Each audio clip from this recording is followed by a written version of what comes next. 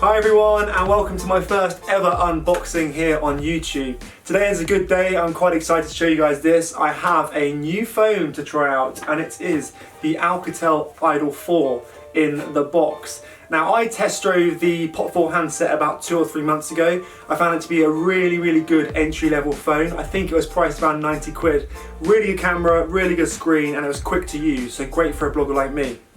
Now, this thing here is its bigger brother.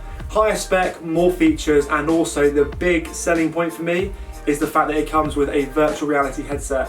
I've never tried VR before, so it'll be interesting to try this. They usually make phones that are packed full of features, and the price point is always really good. It's really good value for money. Now, this thing will set you back around 200 quid. You can get change from 200 if you go to the right place, which is crazy when you consider you get a full HD smartphone packed full of features. You also get a pair of JBL headphones thrown in, which are a great brand. You get the VR headset, which for me is a huge selling point. I know some of the brands kind of force you to buy a headset from the shop, or you might have to go and get some cardboard and cut it up, and I know, whatever. These come with the headset, which is a, you want to try out the box. You don't want to grab the phone out the box and then be like, where's the headset? You want to try it there and then. So to run through a few of the key features, if you look at the back of the box, glass metal slim, so build quality is probably very good. It's got a reversible screen, we'll find out about that in a minute. It's got interactive pictures, VR goggles, powerful dual speakers. This actually for me is a good selling point, because when you rock up to a party or you want to play some music outside, you want hefty speakers. Some phones just don't quite cut it. So it'll be interesting to see how loud these are. Then we also have a 5.2 inch full HD display. We've got a decent 13 megapixel camera with LED flash, which is always very handy. A very quick autofocus. Now, I snap things on the go a lot, and if I haven't got my camera, it is my phone that is doing the snapping. If something happens really quickly and you need to focus quickly, you need a quick autofocus. This says 0.1 seconds. I mean, can you get any faster? I'm not really sure, but for me that's an absolutely excellent selling point. We have the amazing speakers, we have a very good processor, and a decent capacity. 16 gig off the shelf. You can also expand it, which is again another fairly big selling point.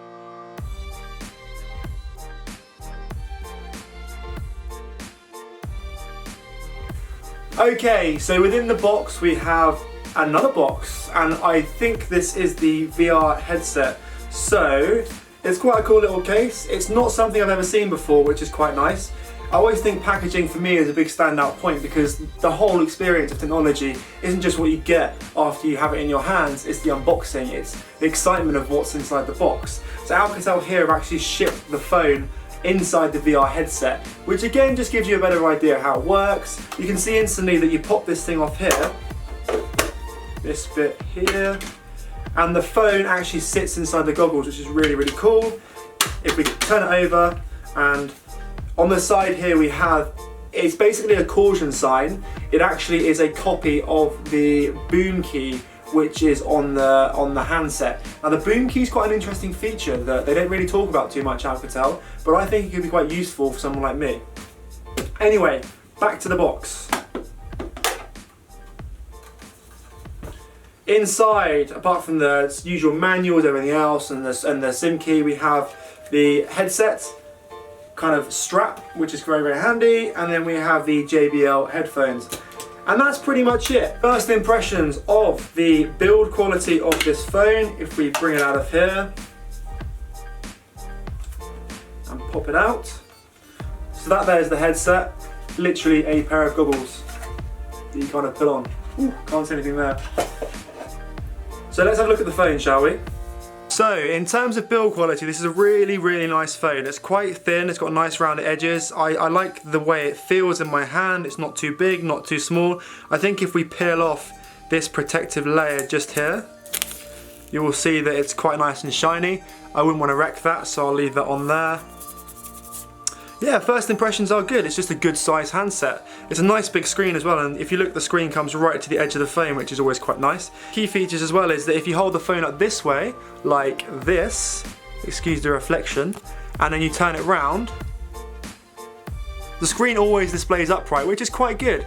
If you take it out of your pocket really quickly, it can be either way up, and because of the dual speakers on either side of the phone, you can kind of use it whichever way around you want, which is quite a nice feature.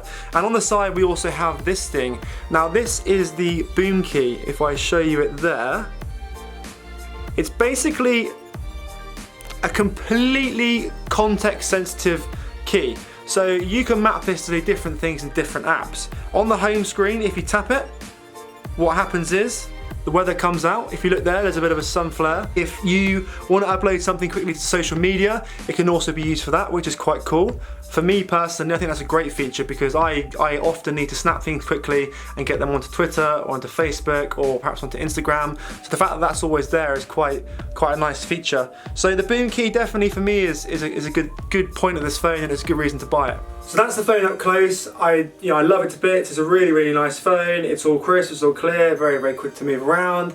That's all I look for in a phone. But the main selling point for me, of course, is the virtual reality. I've never tried this before, amazingly. I don't know, it's never kind of really been something I've seen or had to do, so it'll be interesting to see how virtual reality translates to the handset.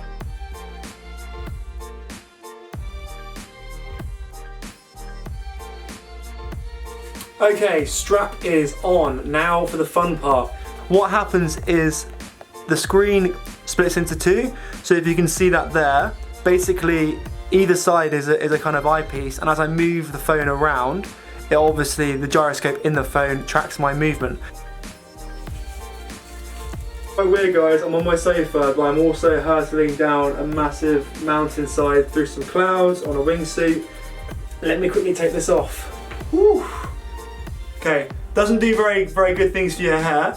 There are a few different VR experiences you can do. The obvious ones like sport, free falling, skydiving, quite the fun, exciting stuff. And then there's also the immersive horror experiences. Now, I absolutely hate horror movies. Bit of a scaredy cat. It's more the fact that I just can't stand not knowing what's going on and also jumping out of my skin every time someone gets stabbed or murdered. So we were browsing through the menus and we saw Insidious 3 come up. Now I have watched Insidious.